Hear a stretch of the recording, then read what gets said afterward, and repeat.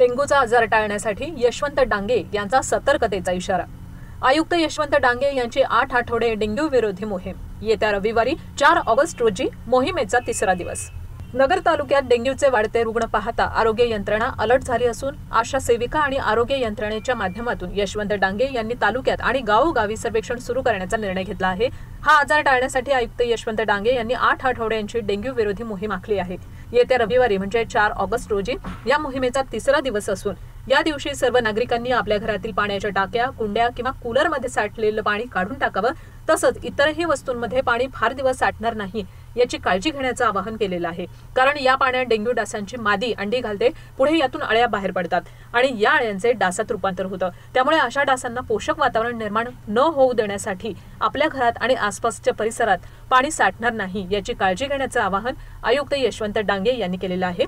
तसंच या बदलत्या हवामानानं ताप, सर्दी, खोकला अशी प्रमुख लक्षणं रुग्णांमध्ये सध्या जाणवत आहे। बदलत्या वातावरणाचा परिणाम या रुग्णांवर जाणवू लागला आहे। त्यामुळे डेंग्यू, चिकनगुनिया, निमोनिया अशा आजारांचे अनेक रुग्ण रुग्णालयात सध्या उपचार घेत आहे। यामध्ये वाढ होऊ न देण्यासाठी जिल्ह्यामध्ये अनेक ठिकाणी सर्वेक्षण सुरू आहे। परिणामी साथीच्या आजारांचा प्रादुर्भाव वाढण्याचा संभव आहे। याच पार्श्वभूमीवर यशवंत डांगे यांनी 8 आठवड्यांचा राबवलेला हा उपक्रम स्तुत्य आहे। तसंच या उपक्रमाला नागरिकांनी योग्य ती साथ देण्याचं आवाहनही करण्यात येत आहे। नमस्कार, मी यशवंत डांगे, आयुक्त अहमदनगर महापालिका।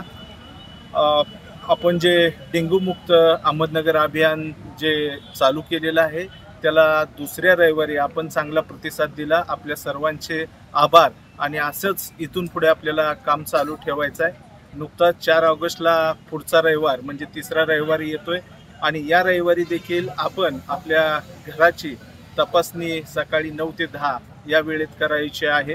ही तपासणी करत असताना आपल्या घरात असणारे पाण्याचे साठे, स्वच्छ पाण्याचे साठे, आपल्या घरात असणाऱ्या कुंड्या, आपल्या घरात असणाऱ्या फुलदाण्या, फ्रीज, कूलर, ज्या ज्या ठिकाणी पाण्याचा साठा होतो त्याची तपासणी करावी। हा संक्रमणाचा काळ आहे। डेंग्यूच्या डासाचे मादी त्या ठिकाणी अंडी घालते आणि त्यातून अळ्या तयार होतात आणि त्यातून डेंग्यूच्या डासाची निर्मिती होते। डेंग्यू हा तसा घातक आजार आहे आणि आपली जी मोहीम आहे 8 आठवड्यांची, 8 रविवारची, त्यातला हा 4 ऑगस्ट रोजीचा तिसरा रविवार आहे। मला आशा आहे की आपण सर्वजण चांगल्या पद्धतीनं या अभियानाला सकारात्मक पद्धतीनं प्रतिसाद द्याल आणि हे अभियान आपल्याला पुढे असेच 8 रविवारपर्यंत आपल्याला कायम चालू ठेवायचं आहे।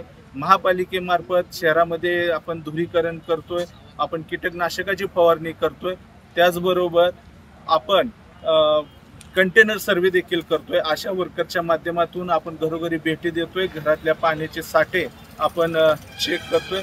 माझी सर्व अहमदनगर वासियांना विनंती आहे की आपण या डेंग्यू मुक्त अहमदनगर अभियानात सहभागी व्हावं आणि आपण जे आपल्या घराची तपासणी करताय, आपल्या परिसराची तपासणी करताय, आपल्या कॉलनीची तपासणी करताय, आपल्या अपार्टमेंटची तपासणी करताय, त्याचे एक छान उत्तम व्हिडिओ काढून महापालिकेला आपण शेअर करावे आणि डेंग्यू मुक्त अहमदनगर अभियानासाठी आपण सकारात्मक पद्धतीने प्रतिसाद द्यावा ही हात जोडून विनंती। धन्यवाद।